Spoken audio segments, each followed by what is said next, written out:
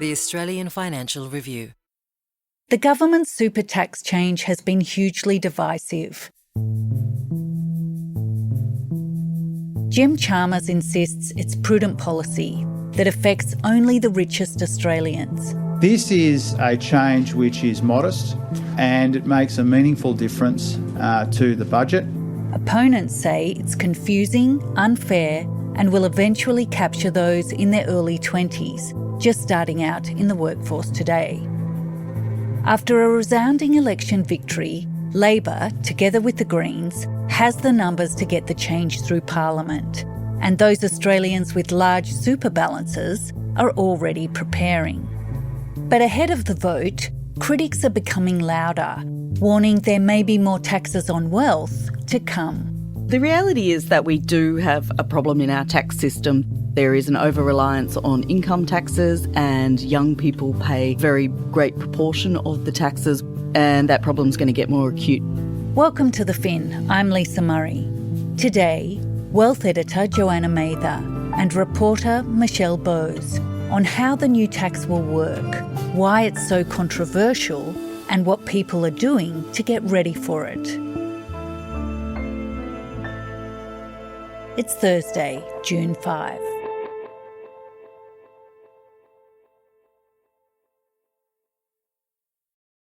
Hi, Joe. Hi, Michelle. Thanks for coming on the podcast. Hi there. Thanks for having us. Joe, this super tax change was proposed just over 2 years ago, back in early 2023. At the time, Jim Chalmers and Anthony Albanese said it would make the superannuation system more equitable. And they made a point of noting that 17 people had super balances worth more than $100 million. How did their pitch land? The language was really direct and incendiary. They challenged Mr Dutton to take to the next election opposition to this policy and sort of in which case he would be standing on the side of millionaires. Mm-hmm. So in late February 2023, Jim Chalmers and Anthony Albanese called a press conference. They were there to commemorate a year since the devastating floods in the Northern Rivers, but then came this surprise announcement. The Cabinet has met this morning and had a discussion about superannuation. They talked about the idea that this was really necessary because the government had inherited $1 trillion worth of debt and, they had no choice but to try and find money from somewhere. And today I'm announcing that earnings on super balances above $3 million will have a concessional rate of 30% rather than 15%. And straight away they made the point that it wasn't going to affect many people. They stressed that point a lot. This proposal does not change the fundamentals of our superannuation system. 99.5% of people with superannuation are unaffected by this reform. It was only going to be 0.5% of super account holders, the wealthiest Australians. And they made a real point of noting how some of the big account balances in the system were worth many hundreds of millions of dollars. And that super had kind of gone beyond the remit of retirement savings for a dignified retirement and all this sort of language we use. And with 17 people having over $100 million in their superannuation accounts, the individual who has over $400 million in his or her account, most Australians would agree that that's not what superannuation was for. Straight away, the proposed tax change became a political issue, and the coalition said the government risked leaving retirees in the cold. I think every Australian should be unsettled by what the Labor Party is doing at the moment. They went to an election and the Prime Minister promised and looked the Australian public in the eye and said that he wouldn't change superannuation. There was a months-long battle, and the government was unable to get this change through the Senate. The expectation now is that with Labor's thumping victory and the Greens holding the balance of power in the Senate, that this will go through. The start date for this is July 1. So there is some time to prepare for this for people who are affected, but it also gives us plenty of time to have a lot more debate and for detractors to stir discontent. So, Michelle, you've been writing a lot about this, the ins and outs of the tax, how it's going to affect people. Can you explain exactly how the change will work and who it's going to affect?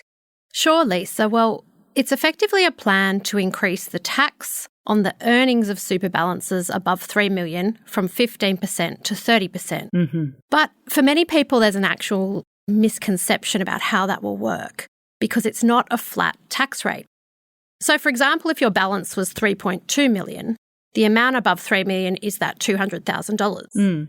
And 30% of that would be $60,000. $60,000, yeah. Correct. But that is not the tax that that person would pay. It's actually a proportional tax. And it only applies to the proportion of earnings above $3 million, the proportion that makes up of someone's total super balance. So, for example, imagine someone starts the year with a $3 million super balance and ends it with $3.2 million in super. The change is that $200,000, but that only represents just over 6% of their total super balance of $3.2 million. So the tax levied on the $200,000 works out to $1,875. So it's quite complicated, but the tax is a lot less than that 30% figure that we think about at the outset. Yes, that's right. And look, I think it's also worth saying here that when we've spoken to many, many people about this tax that will be personally affected, it's not the idea of paying more tax on their super that they are against per se. It's the calculation of this tax. Because it'll be calculated at the end of each financial year based on all those gains that they are considered to have made, whether or not they've sold assets and realised those gains. So it's effectively taxing paper profits. And that's the major complaint about this tax. And for example there, if one year you make a gain, you pay the tax. But then if the following year the value of your assets in super drops and you make an unrealised loss, there's no refund for you. You don't get that money back. That's right. Instead, you get a credit that could potentially be used against a future gain. But if you've passed away in that time or closed your super fund, the credit's lost. And in terms of who this affects, the people that seem to be most agitated about the change were farmers and small business owners because they often own their property, their farm or the business premises they operate out of, in a self-managed super fund. So if a super fund owns listed shares, those are liquid assets. They're easy to sell. That's right. If they get that tax bill on the paper profits, they can sell some shares to pay the tax. But if you have an illiquid asset, much harder to sell, like a farm or a commercial premises, and the value of that goes up and you need to pay tax on it, it's pretty difficult to sell a paddock of a farm or a bathroom of a property to pay that. So the government is expecting to generate $2.3 billion in the first full year of collection.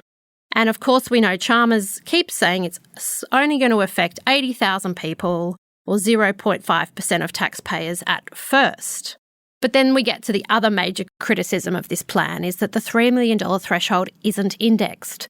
And due to bracket creep, which is essentially the tax thresholds not rising with inflation and wage increases, Treasury projects that if that threshold doesn't change over 30 years, some 1.2 million people, or actually 10% of taxpayers, will eventually be hit. And young people particularly will be in the firing line. So AMP Deputy Chief Economist Diana Messina estimates that today's typical 22-year-old worker will definitely accumulate more than $3 million in super by the time they hit 64.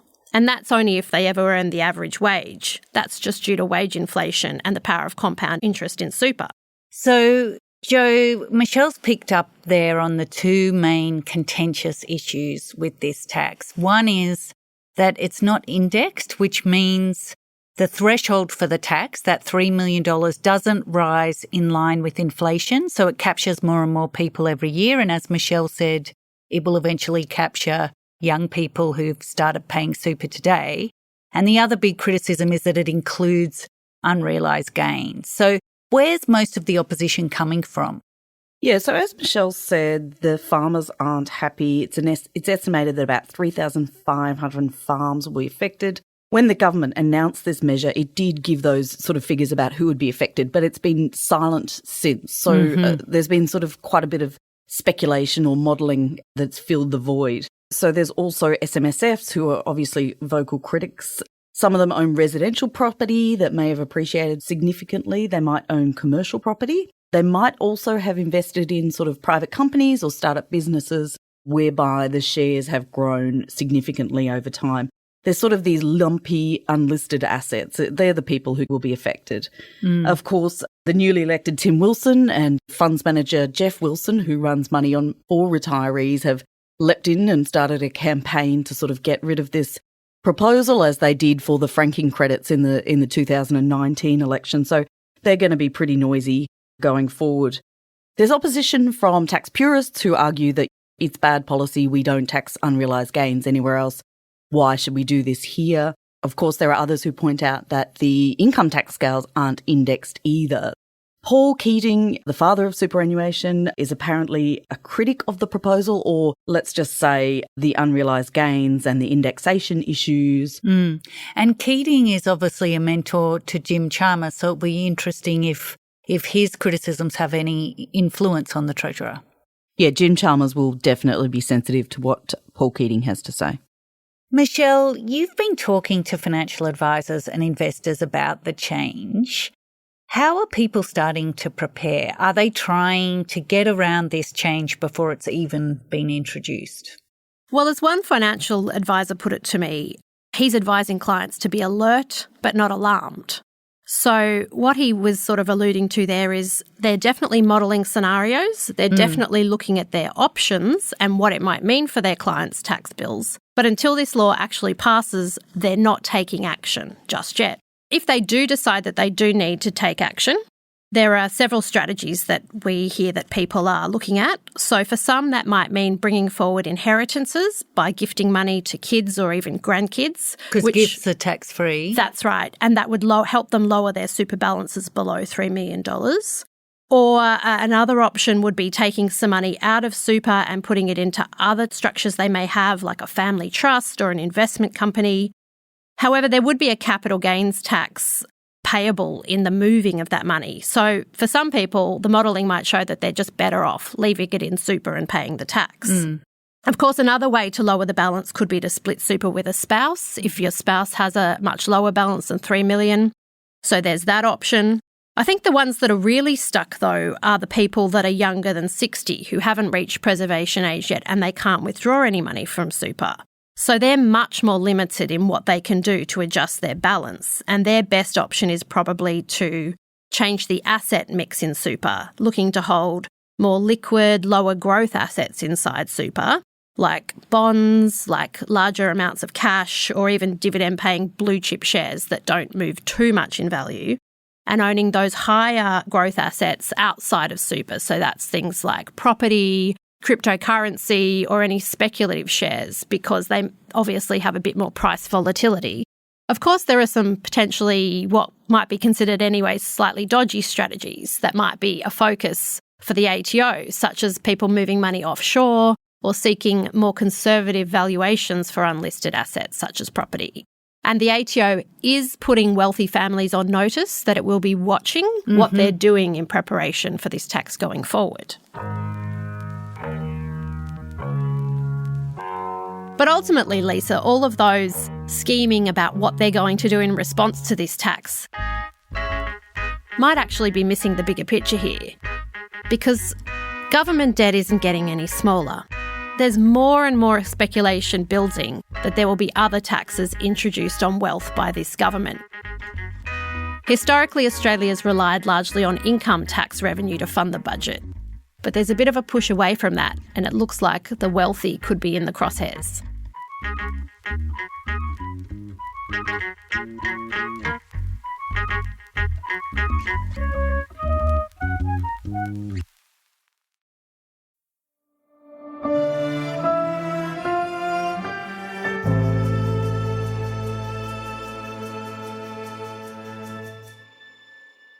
We're talking about the proposed super tax change, why there's opposition to it and how people are preparing for it. Jo, there's speculation that this might just be the start. It could lead to other wealth taxes. What do you think the government might look at? Well, we know that Treasury's hot trot on looking at trusts, but I think, the problems are obvious to everybody, including the people who oppose this tax who say people with high superannuation balances need to pay more tax. Superannuation death benefits are projected to increase from about $17 billion in 2019 to about $130 billion by 2059. So obviously a lot of super is being passed to the next generation rather than being spent for a retirement income. The tax system undoubtedly favours wealthier, older Australians. The system is increasingly generous to people aged over 65, who have an average tax rate of about 7.5%, which is much lower than the people who are building families, trying to buy homes, building careers. So there's always speculation, would the government reintroduce an inheritance tax? Australia abolished those taxes in the 1970s, but we're an outlier. Listen, I have no idea, but it would be a pretty brave government who introduced inheritance taxes. The thing about all this is, of course, this measure, when taken alone, is easy to oppose. What a lot of the experts say is that a government needs to come to the people with a tax package that has trade-offs, it has winners, it has losers, but it sort of rewrites the tax system in a way that can be sold to the public, rather than just doing one small tax change at the time. Of course, Labor is a bit gun-shy. It went to the 2019 election, the unlosable election, with some pretty bold tax reform related to capital gains tax, negative gearing and franking credits. They were met with a scare campaign from the Liberals. Vote Labor and a retiree tax is on the horizon. Bill Shorten's new housing tax would take a wrecking ball to the economy. Labor's billions of dollars in higher taxes will put the squeeze on all Australians. And as we all know, that election defeat was very bruising. They are inventing a tax. They're inventing, just completely fabricating a tax. This does not exist and will not exist. So within the party, they're very keen not to repeat that. And as you say, the tax treatment of superannuation is very generous. Is it fair to say it's becoming a real problem? Last week, the Financial Review Rear Window column broke the news that 2 WiseTech directors have more than $2 billion combined sitting in their self-managed super funds. That's a bit more than you need for a dignified retirement. Yeah, and the AFR has been putting in freedom of information requests to the tax office for a number of years now to find out what the biggest funds are worth. We know that 42 SMSFs have more than $100 million in assets, and obviously this is actually one of the first times that we've actually known who these people are. These are the egregious examples that sort of get people fired up. So the Rear Window column revealed that WiseTech director Charles Gibbon sold shares worth $200 million in December last year, saying at the time that it was for personal estate planning purposes. They were sold by the trustee for the Gibbon Superannuation Fund, trustees of which are Mr. Gibbon and his wife, which meant they paid something like 10% in capital gains tax, which is far lower than you would pay outside of super in your own name, which in their case would likely be 45% top marginal rate plus the Medicare levy. Even after the sale of those shares, he still has WiseTech stock in his SMSF, and it would probably be worth, we think, about $1.7 billion.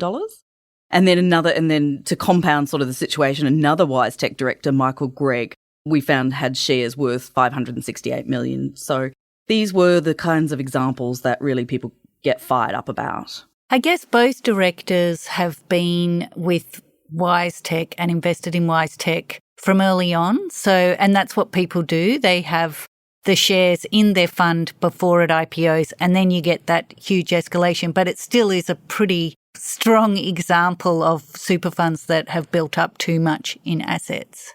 It is, and opponents would say, well, this is a tax on aspiration, people who have ostensibly worked hard and benefited from their ideas. Michelle, Parliament sits again next month. The government, together with the Greens, has the numbers to get this legislation through.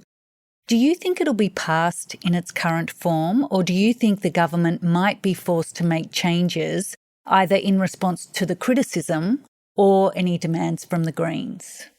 Well, as you say, Lisa, the Greens do hold the balance of power in the Senate, and they've argued that they'd like the threshold lowered to $2 million, which would mean an extra 16,000 people would be captured in the first year of this tax. But unlike Labor, the Greens are actually pushing for the threshold to be indexed, meaning it would increase each year in line with inflation. So if you were to assume an average inflation rate of, say, 2.5%, the Greens' proposed $2 million threshold would actually end up being less punitive than the Labor unindexed $3 million threshold after around 16 years. That means it would capture less people than what the government is currently proposing. Now, Jim Chalmers has said recently in several interviews there is no other way to do this tax change. These changes were announced almost 2.5 years ago now. We did multiple rounds of consultation and we said to people, if there is a better, fairer way of making this calculation, tell us about it.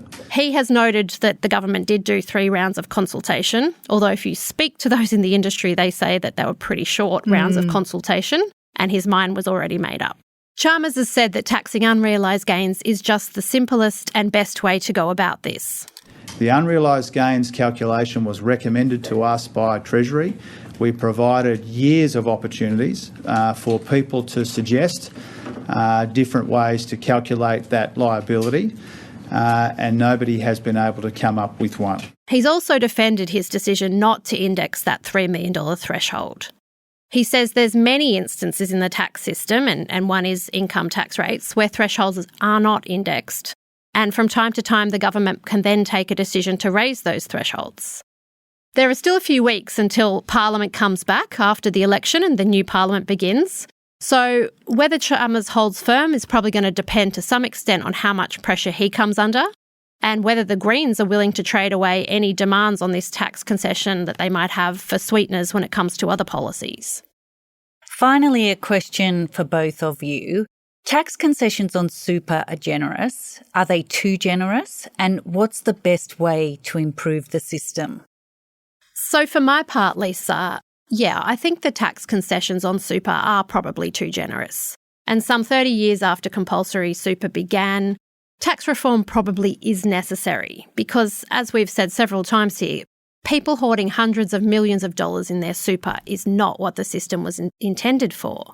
But that taxing of unrealised gains really does still stick with me as somehow inherently unfair. And the bigger concern is, will it set a precedent that will leak into other parts of the tax system? But for me, any starting point on the bigger debate about tax changes, we really need to think about the sort of society we want to live in.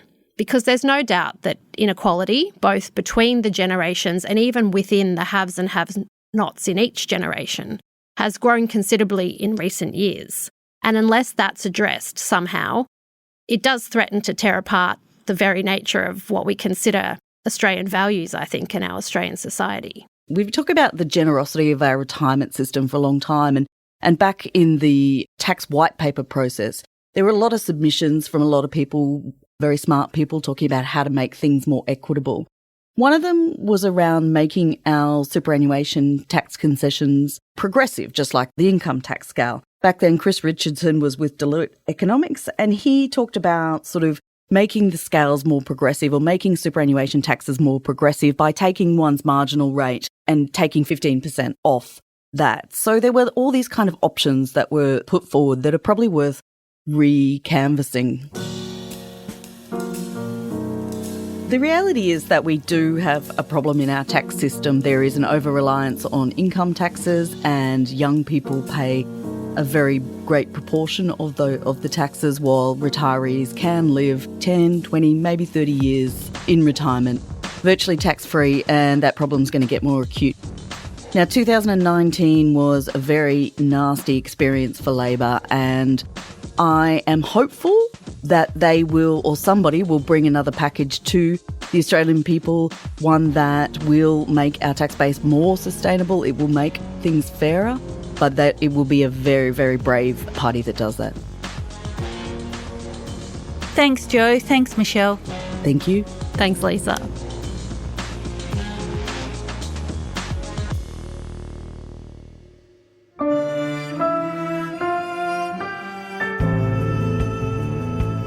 Thank you for listening to The Fin. I'm Lisa Murray with Joanna Mather and Michelle Bowes reporting today. The Fin is produced by Alex Gow with assistance from Mandy Coolan. Fiona Buffini is head of premium content. Alex Gow composed the theme. If you like the show and want to hear more, follow us wherever you get your podcasts and consider rating and reviewing us as it helps others find us. For more stories about markets, business and power, subscribe to the Financial Review at afr.com/subscribe. See you next week.